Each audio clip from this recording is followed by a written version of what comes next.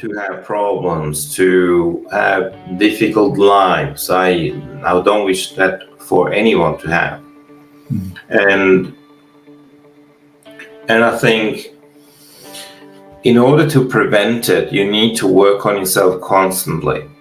You do need to work on yourself. You need to have mentors, coaches that support your own growth, that can help you. I mean, this is the reason why I do what I do, is so that I can prevent that from happening. So you have that aha moment even before you are in a place where you are distraught, you know. So the problem is, though, that people are somewhat lazy for themselves. They do everything for everybody else. They put people first, and it's that kind of contradiction. So they will go, oh, my business is more important, the stuff is more important, the bookkeepers are more important. Those are all important things, don't get me wrong, but you as a human being, you should always be number one. You should always come first, because whatever you do and whoever you create to be, because you are creating yourself on a daily basis, with the choices you make, the way that you behave, whatever you end up doing, you end up creating. And if you are not at an optimum level as a leader, as a salesperson, as an entrepreneur, the people that you will attract into your life will reflect what you need to learn or what you need to let go of. Yeah. So it's either letting go of and what can you learn. So if you got people in your life that are not confident, then you possibly need to let go of those people that are not confident, because they will hinder your success. Or you might want to work with them to create a different level of confidence. So you help them, and you do that in alignment with your business, with the values that your business has, to support their growth along with your growth. And therefore, not only will they make more sales, now the customers that you attract are a different kind of customer than you used to have.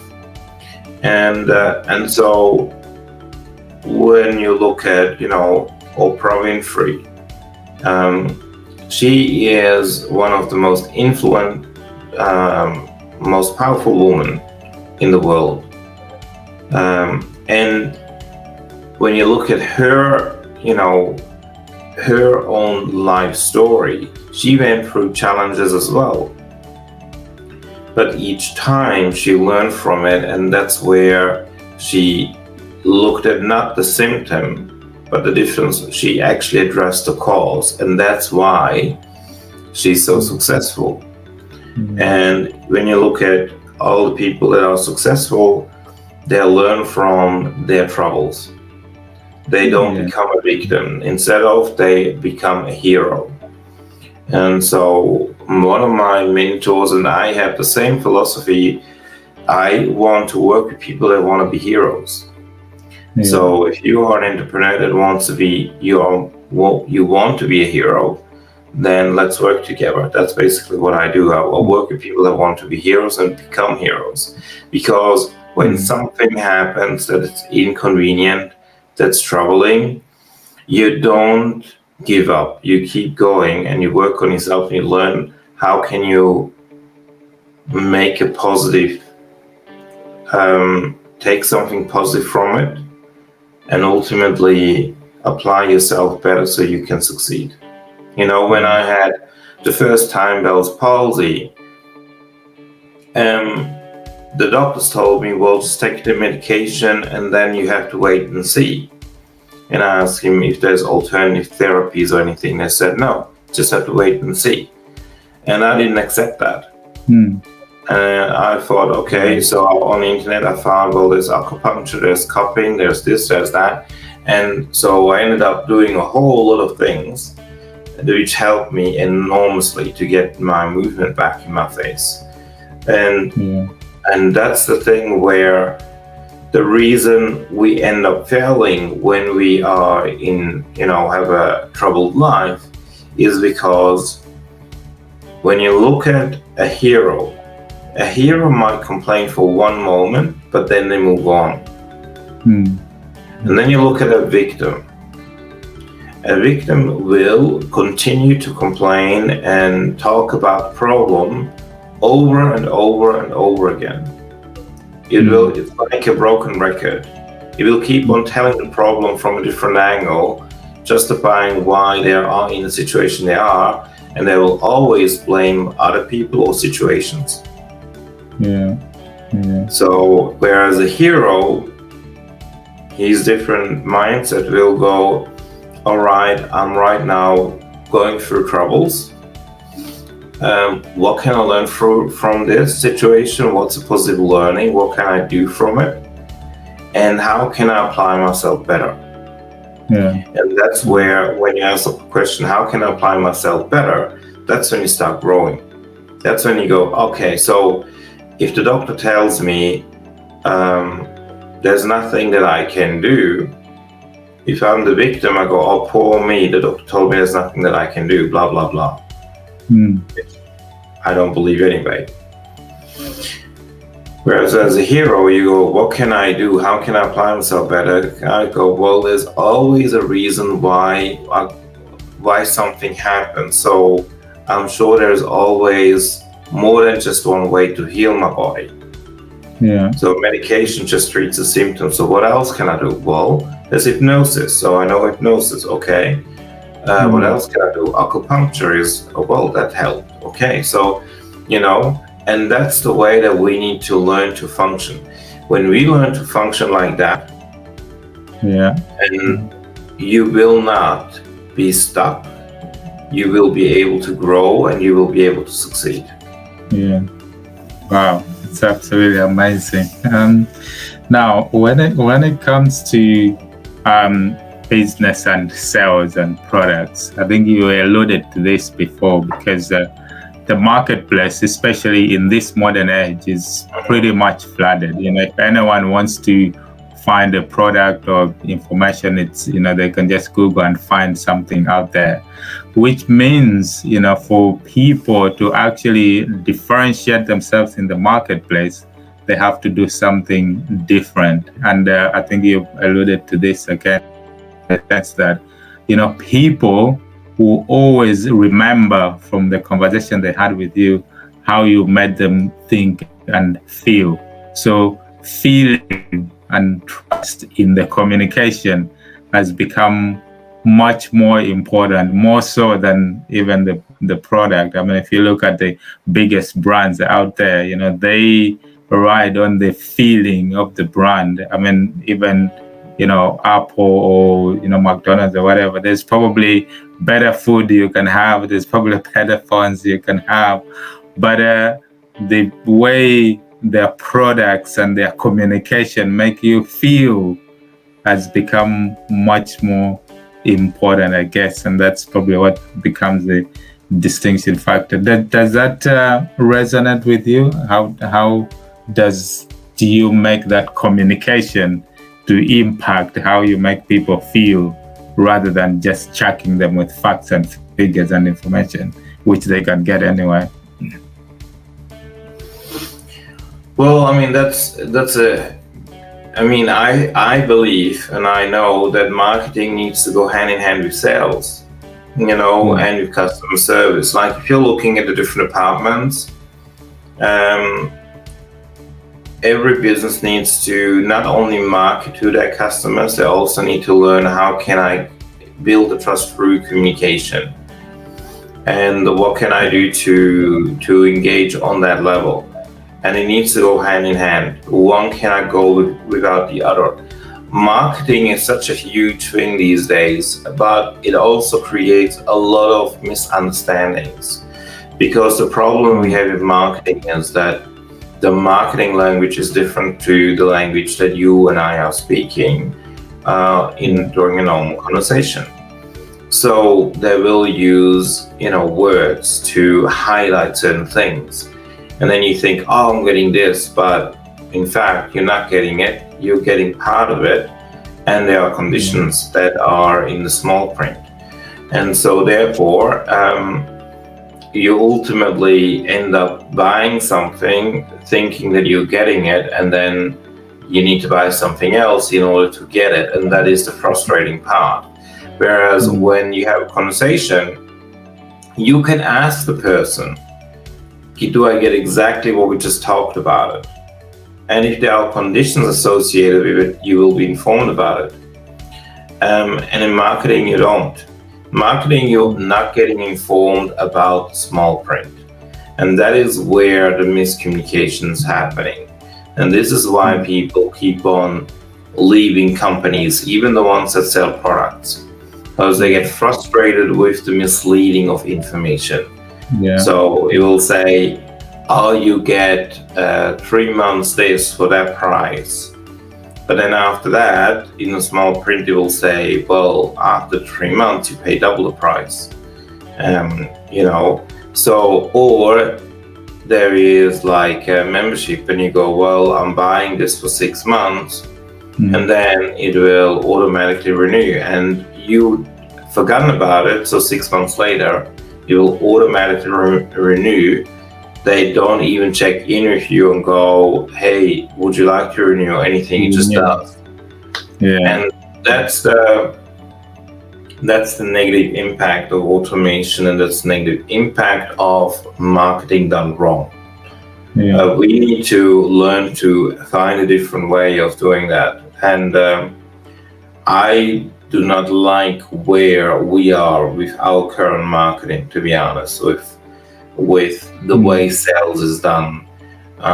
In general, I really don't like it. I think it's misleading. It causes a big problem because people get pissed off. So you have big refunds and big dissatisfaction among customers and complaints. And I mean, if you go to what's the site again called?